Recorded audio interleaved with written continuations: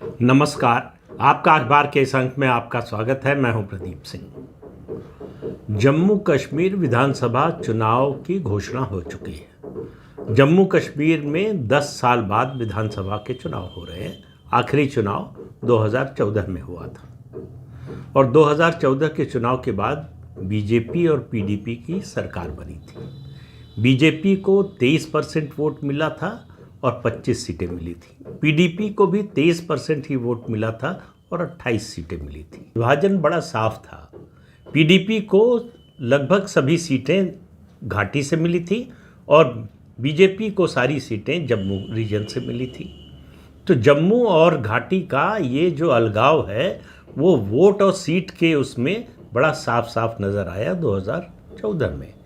सरकार बनने की एक ही सूरत थी कि पीडीपी और बीजेपी साथ आए, दोनों साथ आ गए। उससे पहले 2002, 2008 और 2014 इन तीनों चुनाव में किसी को बहुमत नहीं मिला किसी पार्टी को। 2002 के चुनाव में कांग्रेस और पीडीपी ने सरकार बनाई थी। पहली बार मुफ्ती मोहम्मद सईद मुख्यमंत्री बने थे। उसके बाद 2008 के चुनाव में कांग्रेस और नेशनल कॉन्फ्रेंस ने मिलकर सरकार बनाई थी। उसमें गुलाम नबी आज़ाद भी मुख्यमंत्री बने थे। उसमें कांग्रेस पार्टी ने नेशनल कॉन्फ्रेंस को पूरी छूट दे दी थी, यानी उमर अब्दुल्ला पूरे 5 साल तक मुख्यमंत्री रहे थे। तो जम्मू कश्मीर की राजनीति जो है पूरी तरह से पहले 3 क्षेत्रों में बटी हुई थी, घाटी, लद्दाख और जम्मू।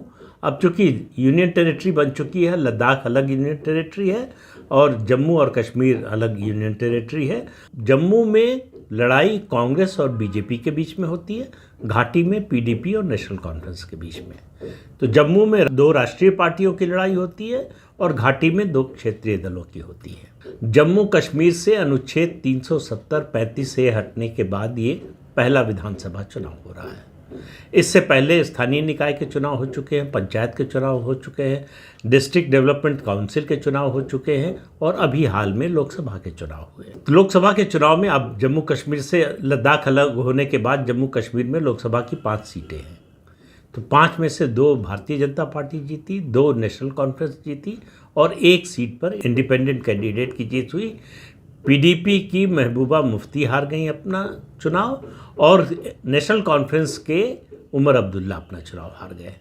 तो दोनों पार्टियों के, क्षेत्रीय पार्टियों के शीर्ष नेता अपना चुनाव नहीं जीत सके। तो क्या जम्मू कश्मीर की राजनीति बदल रही है? कुछ छोटी पार्टियां भी सक्रिय हुई हैं। सज्जाद लोन की पार्टी है, उसके अलावा अल्ताफ़ हुसैन की जो है अपनी पार्टी के नाम से एक दल है, उन्होंने बनाया है। इनकी इस चुनाव में क्या भूमिका होगी ये तय करेगा कि अगली सरकार किसकी होगी, कैसी बनेगी। इस बीच में सीटों का परिसीमन भी हुआ है, डिलिमिटेशन हुआ है।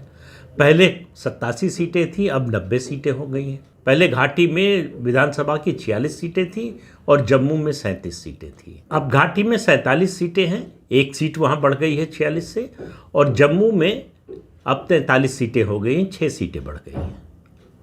तो एक तरह का संतुलन स्थापित करने की कोशिश हुई है। हालांकि भौगोलिक दृष्टि से देखें, क्षेत्र की दृष्टि से और आबादी की दृष्टि से तो जम्मू में सीटों की संख्या ज़्यादा होनी चाहिए, लेकिन ऐसा हुआ नहीं।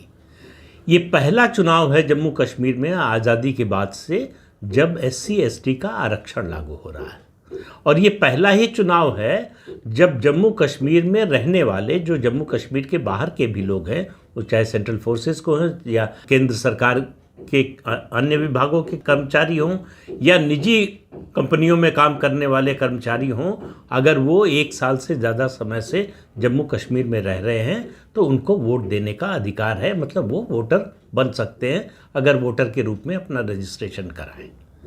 तो ये एक बड़ा परिवर्तन आया है। और डिलिमिटेशन के कारण भी, चूँकि पहली बार जो है ST के लिए और SC के लिए सीटें रिजर्व हुई हैं, उसका भी असर पड़ने वाला है इस चुनाव पर। अब किसकी सरकार बनेगी, किसकी सरकार नहीं बनेगी, ये 4 अक्टूबर को पता चलेगा जब नतीजा आएगा।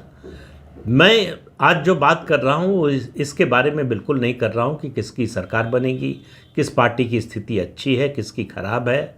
आमतौर पर चुनाव का मतलब तो ये होता है कि कौन जीतेगा, कौन हारेगा, कौन सत्ता में आएगा, कौन सत्ता से बाहर जाएगा। अभी जो है राज्यपाल का शासन है वहाँ, तो उसके बाद जो है चुनी हुई सरकार बनेगी 10 साल बाद, और 370 हटने के बाद जम्मू कश्मीर के लोगों ने डेवलपमेंट क्या होता है, विकास क्या होता है, ये पहली बार देखा है। जिस तरह से school, college, hospital, cinema hall खुल गए हैं जो 3 दशक से ज़्यादा समय से बंद थे, व्यापार बढ़ गया है, जो स्थानीय लोग हैं उनका, चाहे शिकारे का व्यापार करते हों, चाहे दूसरे सामानों का व्यापार करते हों, टूरिस्ट का आना जाना रिकॉर्ड कायम हो रहा है उसका। फिल्मों की शूटिंग शुरू हो गई है। लाल चौक पर आप न केवल तिरंगा फहरा सकते हैं बिना सुरक्षा बलों के घेरे के, बल्कि आप वहाँ वंदे मातरम गा भी सकते हैं और भारत माता की जय का नारा भी लगा सकते हैं। लाल चौक पर आप आराम से घूम सकते हैं बिना सुरक्षा की चिंता किए हुए, जो 2014 से पहले जिसकी कल्पना करना भी मुश्किल था। याद कीजिए, जनवरी 1992 जब भारतीय जनता पार्टी के राष्ट्रीय अध्यक्ष डॉक्टर मुरली मनोहर जोशी तिरंगा फहराने के लिए गए थे, तिरंगा यात्रा निकाली थी भारतीय जनता पार्टी ने, सुरक्षा बलों और सेना के घेरे में किसी तरह से झंडा फहराया गया था।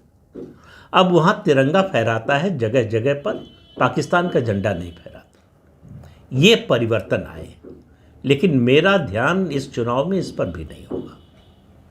मेरा ध्यान एक बात पर है कि पिछले 10 साल में मुस्लिम समाज के लिए प्रधानमंत्री नरेंद्र मोदी की सरकार ने जो किया है और जम्मू कश्मीर के लोगों के लिए जो किया है, और मुस्लिम समाज के लिए चाहे मामला 3 तलाक का हो या दूसरे मामले हों, लाभार्थी योजना का मामला हो, कहीं भी भेदभाव नहीं हुआ है। पसमानदा की बात प्रधानमंत्री ने कही, पसमानदा समाज को जोड़ने की बात कही, यहाँ तक कहा कि वोट की चिंता मत कीजिए, उनको अपने साथ जोड़ने की कोशिश कीजिए।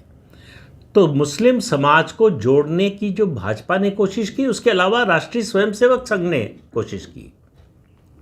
राष्ट्रीय स्वयंसेवक संघ काफ़ी लंबे समय से घाटी में जो मुस्लिम समाज है, उसमें जो शिया समाज है, उसके साथ अपना राब्ता कायम करने की कोशिश कर रहा है।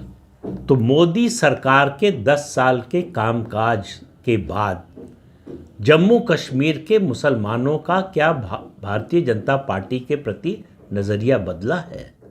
भारतीय जनता पार्टी और मुसलमानों में क्या आपसी विश्वास बढ़ा है? क्या जम्मू कश्मीर के मुसलमानों ने भारतीय जनता पार्टी की ओर देखना शुरू किया है, या उनके प्रति जो नकारात्मकता है भाजपा के प्रति, क्या वो कम हुई है? इसका चुनाव होना है, इसकी परीक्षा होनी है। तो मेरे हिसाब से भाजपा और जम्मू कश्मीर के मुस्लिम समाज के बीच के रिश्ते पर एक तरह का ये जनमत संग्रह है कि जम्मू कश्मीर में भाजपा कभी अकेले सरकार नहीं बना सकती, क्योंकि घाटी में उसको कोई वोट मिलता नहीं है।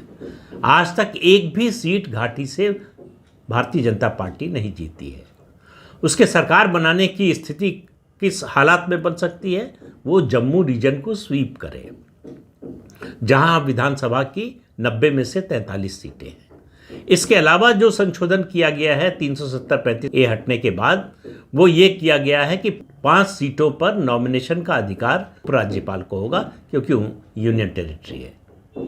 तो 5 सीटों पर वो नॉमिनेशन कर सकते हैं, जिसमें 2 महिलाएं नॉमिनेट होंगी, 2 कश्मीरी पंडित नॉमिनेट होंगे और 1 प्रतिनिधि जो है वो पाकिस्तान ऑक्यूपाइड जो कश्मीर है उसका होगा। चूंकि lieutenant governor Bharatiya Janata party का है, केंद्र में सरकार भारतीय जनता पार्टी की है, तो ये मान सकते हैं कि 5 लोग जो नॉमिनेट होंगे, हो सकता है वो भाजपा का साथ दें।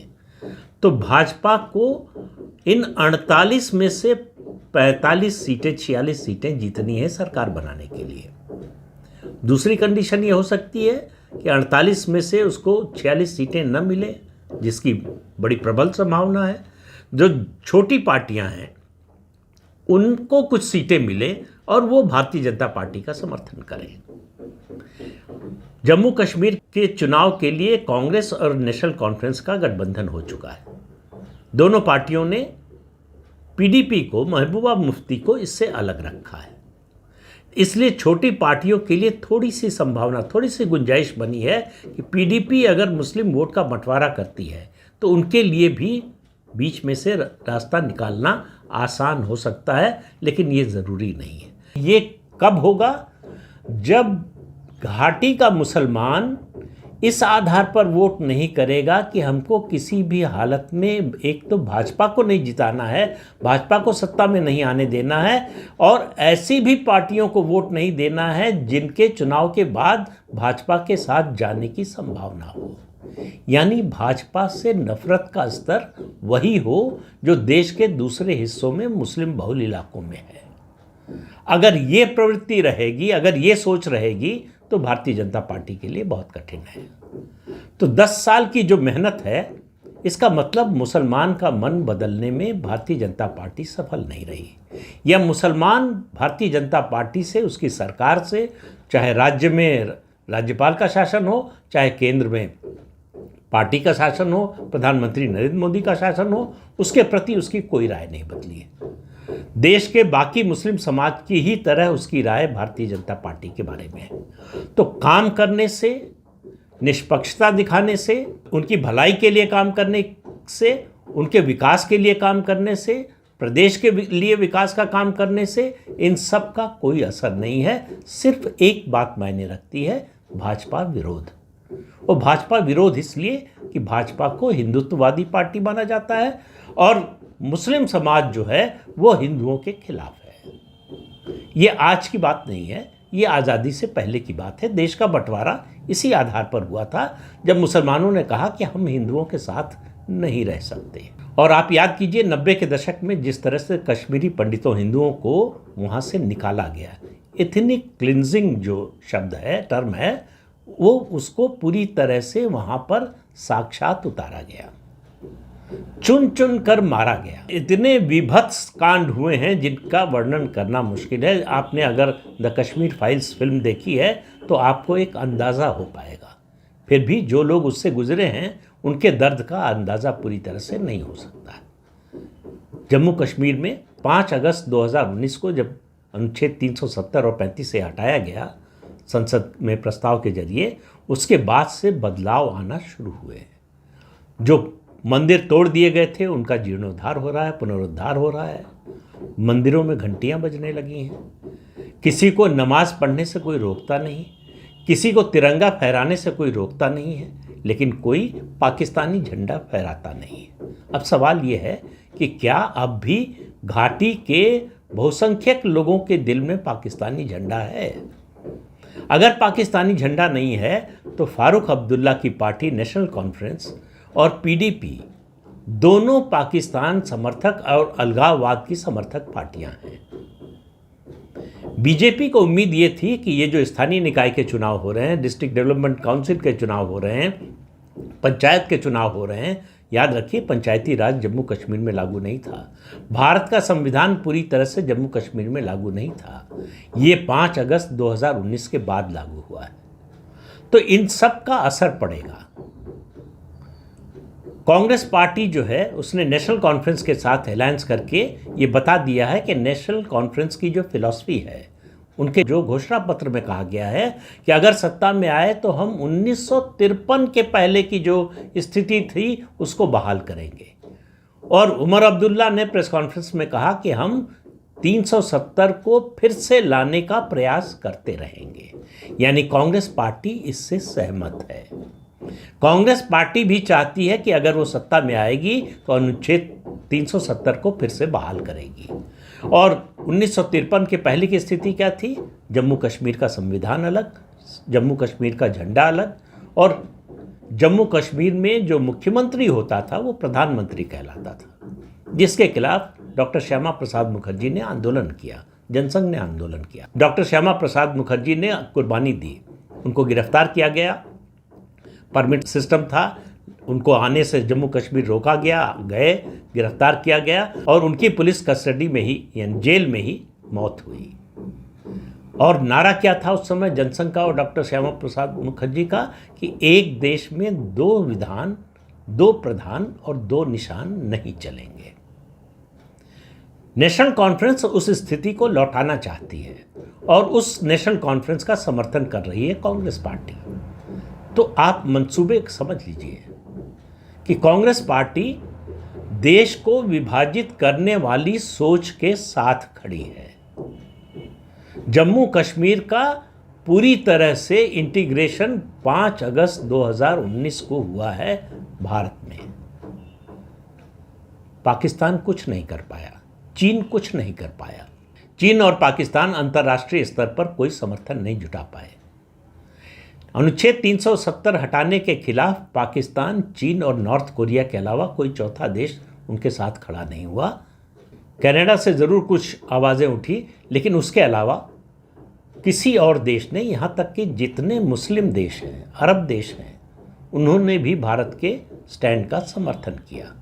वो पाकिस्तान के साथ खड़े नहीं हुए। लेकिन पाकिस्तान परस्त नीतियों के साथ खड़े नेशनल कॉन्फ्रेंस के साथ कांग्रेस पार्टी खड़ी है, इस बात को ध्यान रखिएगा। तो जम्मू कश्मीर के चुनाव के नतीजे को इसी रोशनी में देखना चाहिए, इसी संदर्भ में देखना चाहिए कि उसका देश की राजनीति पर किस तरह का असर पड़ने वाला है, और उसके कारण आगे देश की राजनीति में जो भी चुनाव होंगे, अभी महाराष्ट्र और झारखंड के चुनाव होने वाले हैं, क्योंकि हरियाणा का चुनाव तो जम्मू कश्मीर के साथ ही हो रहा है, उसके बाद दिल्ली में, फिर बिहार में चुनाव होने वाला है, और हमारे यहाँ चुनाव का सिलसिला तो हर साल चलता ही रहता है। तो चुनाव होने वाले हैं, उसमें पता चलेगा आपको कि कौन सी राजनीतिक शक्तियाँ किस तरह की प्रवृत्तियों और तत्वों के साथ खड़ी हैं। इसका इशारा, या बल्कि कहें इसका प्रमाण, जम्मू कश्मीर विधानसभा चुनाव का नतीजा प्रस्तुत करेगा।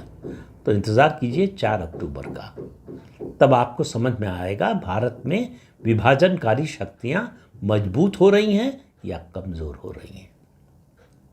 तो इस अंक में इतना ही, अगले अंक में फिर मिलेंगे किसी नए मुद्दे के साथ। तब तक के लिए अनुमति दीजिए। आपसे अनुरोध है कि ये चैनल देखिए, शेयर कीजिए, लाइक कीजिए और सब्सक्राइब जरूर कीजिए। नमस्कार।